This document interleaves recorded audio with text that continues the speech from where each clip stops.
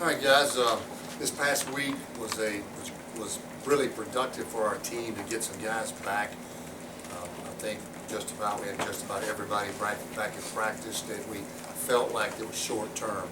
Sunday night, and we expect everybody to be out there Tuesday.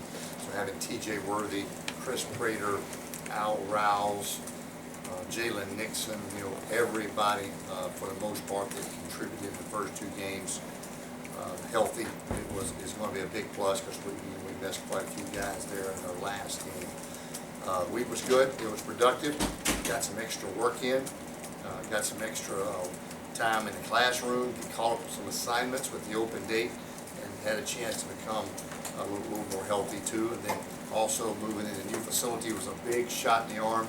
I know a lot of you guys have seen a lot of the pictures out there that's been released of our players moving in. There'll be a short video released sometime soon also. But our guys, I think, were blown away.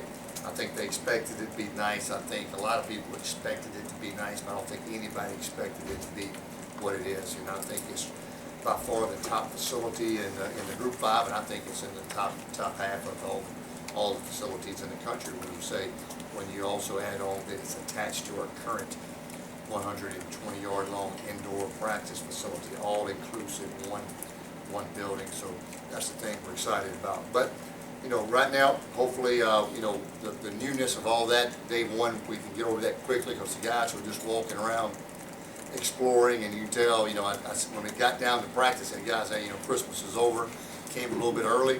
Now we've got to get back to doing what we've got to do in order to get ready for a very talented Akron team coming to town Saturday night. Speaking of Akron, very familiar with their coaches and what they're about there at Akron. Coach Ballum does a great job of recruiting and attracting players to come into their program, whichever means that they come from, whether it's high school, junior college, transfers, and he's assembled an outstanding team as they're building a program there. Their offensive coordinator, as you know, played for me in North Alabama. I know what AJ's about. He is, not only was he a great player, a very smart player, and obviously now it's transcending over into coaching, as I think he's the youngest offensive coordinator in the country. And so they've got an outstanding team and do an outstanding job.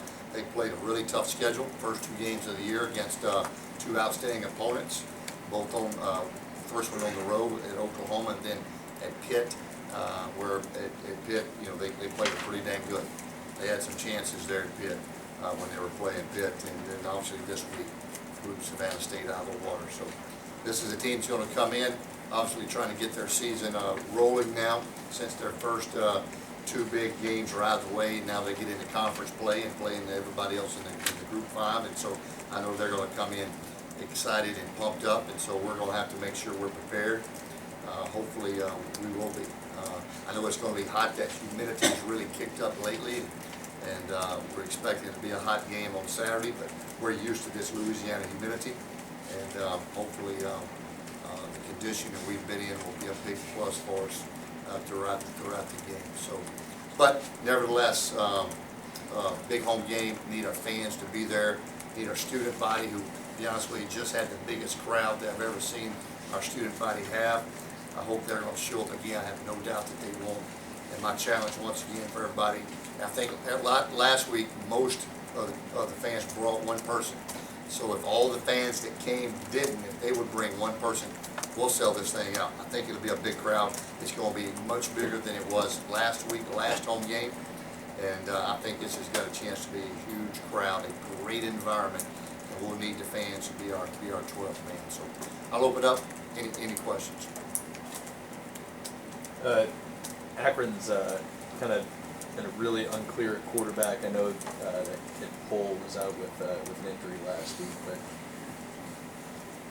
getting prepared for them, watching them on film, what do you kind of get ready for with three guys that you're watching on film? Well, I think they want to, they want to run the quarterback, and that's what we're prepared for. They want to be able to run the quarterback, whoever that might be.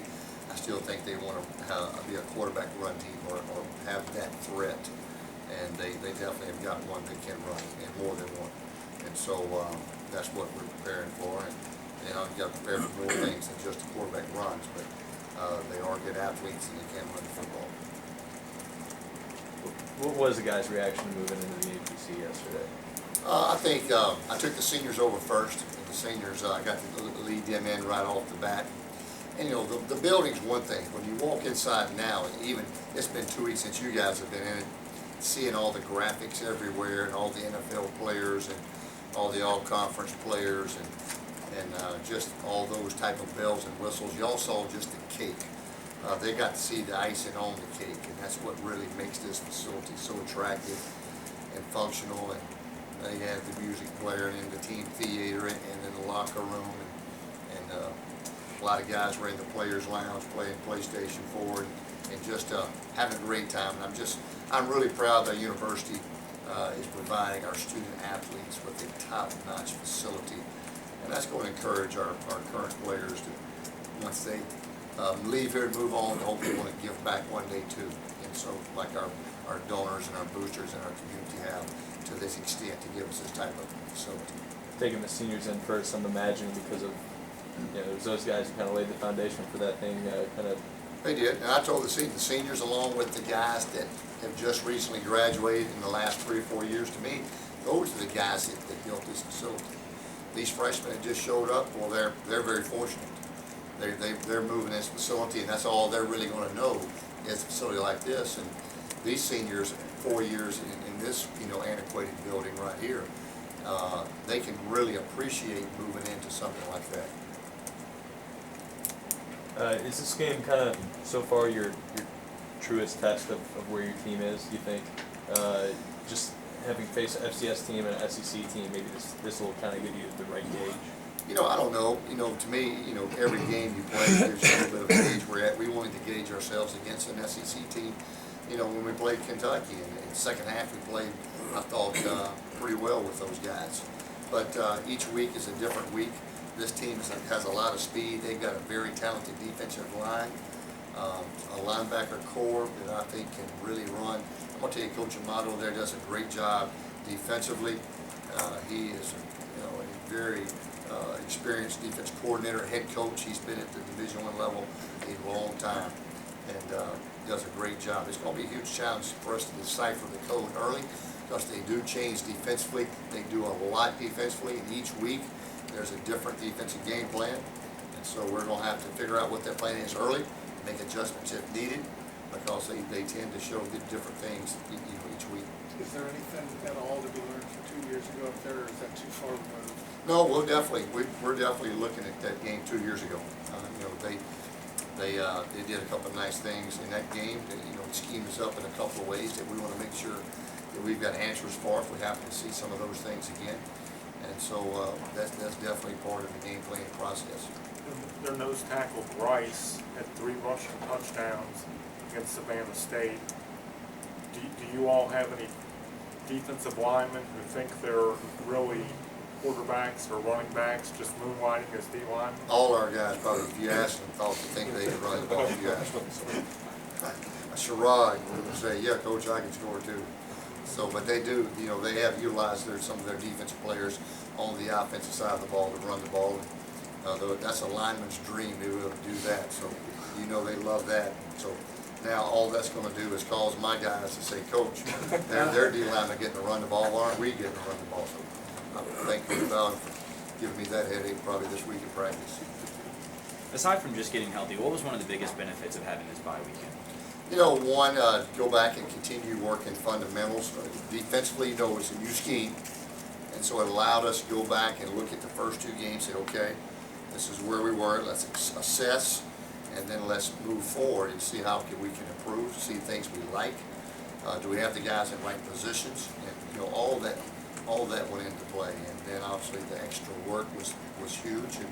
And the time off from the grind, I think, was good for them mentally. I think our team's going to come in this game very fresh, very healthy, very excited because we're playing at home in front of another great home crowd. So I think all those things are going to come into play. Coach, you mentioned defensively that Coach Mono likes to do a lot of different things, and they're pretty good at linebacker. Interesting enough, watching them both at Oklahoma and Pitt, of course, those are the first 2 games of the season. They played in rain, one of those games. But they had trouble stopping the run. Do you expect them to play a lot of eight guys in the box, come after you Well, I think anybody that, plays a team that likes to run the ball, like, we want to be able to run the ball. The first thing you want to try to do is stop what they do best, and I'm sure they want to try to stop the run. And so, we've got to have a great plan, and got to have some flexibility within that plan to be able to do some other things too, because they definitely, I'm sure, want to try to come in and stop what we try to do best, and that's we try to, run the football and be physical and be tough. And they're, I'm gonna tell you this, so they're a very tough physical team too, and so it's going to be a huge challenge. Do you anticipate Worthy working his way back into the starting lineup by week's end? I do, unless something unforeseen happens. He's been progressing very nicely this last week. I expect him to practice tomorrow, and he's gonna have to in order to be able to learn the game plan, but expect him back.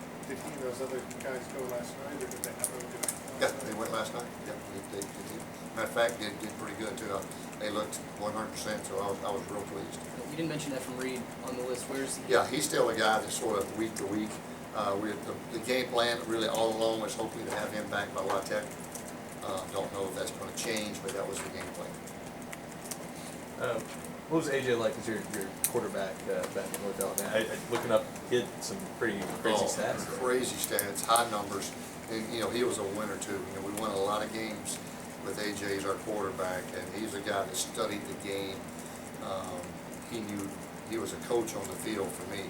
He was always on the same wavelength, and he's a guy you can count on to make the right decisions. And he didn't make a lot of foolish mistakes and would throw the ball away when needed. But boy, when he had to, he could pull a rabbit out of the hat too and make a great play to extend the drive or to get a touchdown to put you back in the game or to win the game. We won a lot of games late with him because he was our field general. So I think the world of that guy and his family. Know his dad and his family really well. He's going to be one heck of a football coach. Already is, but he'll be a head coach one day.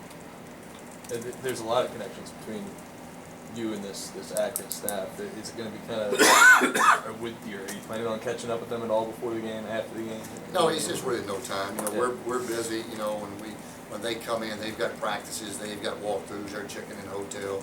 We're practice, walkthrough, check-in hotel. It's no time. And after the game, I'm sure we'll exchange a text or two, and then the week after the game, maybe try to catch up and say, hey, both sides, what you see. When scouting us, we'll probably exchange a couple of things. We don't play them in the foreseen future again. So I'll ask them some things. I'm sure they might want to say, hey, what's the things y'all saw? And we'll do the same, as we scouted each other and prepared for each other. But they've got an outstanding staff. Coach, what is maybe the positive or the negative in watching teams, especially in major teams like MAC or Sun Belt, CUSA, play those out-of-conference games that do against P5 programs, Oklahoma or Pittsburgh, or what's the disadvantage? In which way? When watching them, either watching those games when you have an opponent who's had to play this competition. Well, and more times than not, just like when we played Kentucky, when you play those guys, you're playing the game to win the game. So you're not going to come in and just handle it. You're going to show what you do when you play those really good opponents, way more than you're going to show what you do when you play Northwestern or Savannah State. And so you get a good gauge of who they really want to be. And same thing when they watch us play Kentucky. We poured out all these 2-point plays. Now we got to go back and design some more. And those aren't easy. 2-point plays aren't magical. And so you sort of show what you do when you play good people. And so I thought we had a good gauge of who they are when we watched those two games. And not necessarily the Savannah State game. I'm sure some of the things they were doing, they had the game well in hand early. And then if you're not careful, you're getting a lot of tendency breakers that really don't relate to what they really want to be or what they really want to do in certain parts and situations of the games. You got to be careful not combining all that information together. Moving into the APC and trying to get guys back healthy. Do you still feel like you accomplished everything you wanted to in this off week? I think so. Yeah, for the most part, I thought so. The other guys, Darzell continues to make progress, and he may be a little ahead of the curve, to be honest with you. Still no firm date of when we're going to have him back, but I thought he's looking pretty good. Is there any guys right now that you're seeing that maybe some of the younger guys that are developing maybe a little faster than you expected coming into week 4? Yeah, but the receivers, Gary Haynes, you know, never expected him to catch 8 balls against Kentucky in the first game, and Keenan Barnes had a big fade route in the last game, and then Travis Crawford played the entire game, and that was really big to develop some depth. He gained a lot of confidence, and so I think those guys are the 3 that probably come to mind more than anybody that have played and contributed as young players. You talked about And Stevie Ortiz and Stevie Coops, those 2 really did well. You talked about playing the Power 5 teams, but you're playing a peer conference team this week, and 3 other conference teams are playing somebody in peer conferences. Right. Commissioner had talked about at press day about how important those games were. Are they, are these the games outside the conference maybe that you look at that that you sort of need to?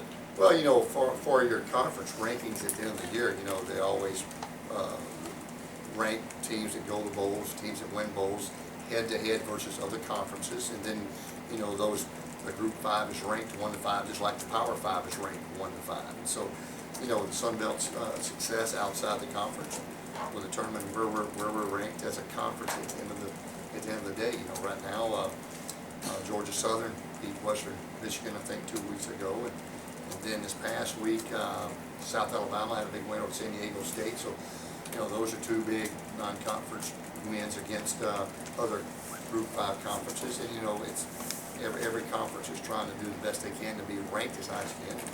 Because obviously the number 1 team gets more money, and it's just more things riding on it. So we want to do well as a conference when we play out of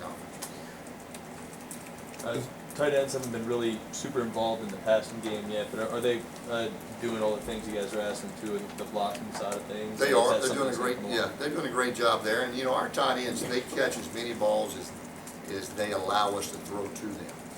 If that makes sense. Pee Wee allowed you to throw a lot of balls to him. And these guys are just sort of getting their feet wet a little bit. They're really doing great in the run game. We haven't called their number a whole lot in the passing game. But they're very effective in the run game.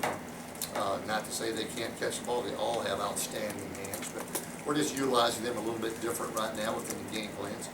But those things can change, and that they definitely, we're always going to have one on the field, so they're always going to be playing.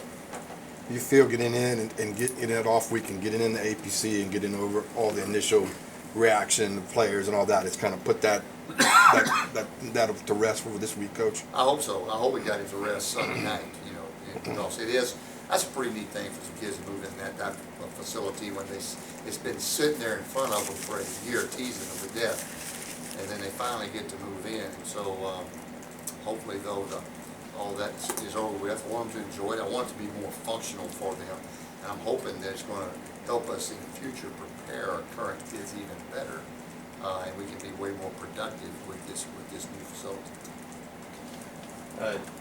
Jalen gonna be? I know he's coming back to practice. You think he's gonna be totally good to go? He will be cleared and good to go for Saturday. I know you're still not 100% decided on that. Is he still gonna have a big role? Maybe. Yeah, I don't know yet. Brooks is going to get the start, but I anticipate Jalen playing at some point and having a role.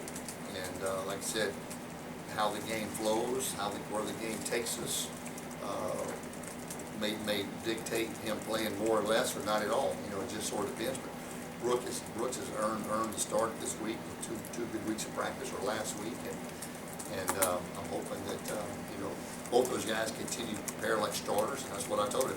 If they both had not prepared like starters, Jalen wouldn't have been prepared to come in there in the second half against Kentucky. So they both got to prepare like they're starters, just like everybody on our team. Somebody's a broken shoelace or a slight injury away, knock on wood, from being a starter. So you've got to prepare like you're a starter.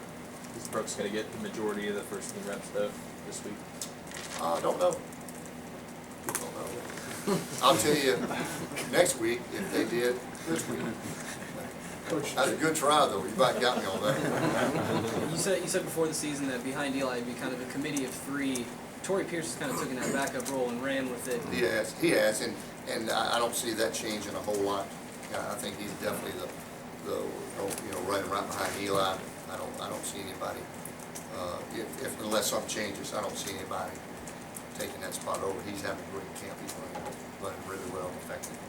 Do you think Jamal is where you expected him to be at this point? Not yet, but he's making progress. I think he's going to be way better. He was better in game 3 than he was game 2, and I think he'll be, or game 2 than 1. I think he'll be better in game 3 than he was in game 2. I think he's just now getting back to playing ball. Missed all last season, missed all spring ball, didn't get any live reps in camp. He's just getting used to being hit, tackled, and people in his face, and I'm expecting he's had a great week of practice too. That confidence is coming back, and when he gets that swagger about him, he's dang tough to stop. Coach, you mentioned the two-point conversion. Is it more difficult to be successful than it used to be, and is it any different than like 3rd and 3 or 3rd and goal from the 2 or 3? I mean, it just seems like I see a lot more misses than you used to. Third and goal from the 3, for the most part, it's probably why he had some of the same calls sometimes. The only thing on the 3rd and goal from the 3, the only thing in the back of your mind is you might be in 4-down territory. You know what I'm saying? On a 2-point conversion, you're not in 4-down territory, and if you don't make it, you don't get to kick the field goal. So your mindset's a little bit different. It's got to get in there. Where on 3rd and 3 from the 3, you get 1.5 yards to 2 yards, you may want to dial up a 4th and 1. So you don't get that opportunity on the 2-point conversion. So the plays you dial up, they've got to have a chance to get the ball in the end zone. And you got to weigh out the pros versus the cons. For us, we had to have it to tie the game. It wasn't like it was early in the game. We wanted to go for 2 to keep it a 1-score game. Sometimes you don't even do that early. But in that situation, I think it's totally different than a 3rd and 3 from the goal line. But sometimes you still use the same plays. Did you expect Jamal's resurgence to take this long? I don't know if I expected it to, but now looking back with hindsight, I can see where it has. Just the fact that guys got to get in the game, got to get his feet wet a little bit. Hadn't played in a year, basically. So, but I tell you, he's making a lot of good progress. If he can stay healthy this year, he is going to hit his stride. I have no doubt about it. Any update on Simeon Thomas, or still just wait and see? Yeah, no updates yet. We're still in a holding pattern until they tell us different. That's all we're waiting on them. Is one of the secondary or side challenges this week to prevent players from having Louisiana Tech circled in red or peeking at that? Is that a challenge at all? Yeah, maybe a little bit. Yeah, maybe a little bit. But they know what this team is about, because we stuck out of there 2 years ago with the win. I think 32-30. They came storming back. So we tried to make sure we kept it one game at a time, focus, and they know that we've got to be prepared for this game. Other ones down the road. We'll worry about those later. Now that's easier said than done, but we seem to be pretty focused. Good. You get to watch any football this Saturday? You know what I did? I watched quite a bit, and it was fun getting to see some other games, watch some old friends, watch their teams, and do a little Monday morning quarterback like you guys do. So it was pretty good. Yeah, I figured out it's a lot easier to make the call after the play's over. No wonder you guys always make the right call. Is that clipboard a little shorter? I made a lot of good calls there Saturday too. I said I never would have ran that, but I said it after the play every time. Is that clipboard a little shorter in the recliner church? That's right, no doubt, no doubt. All right, guys, see y'all. Thanks.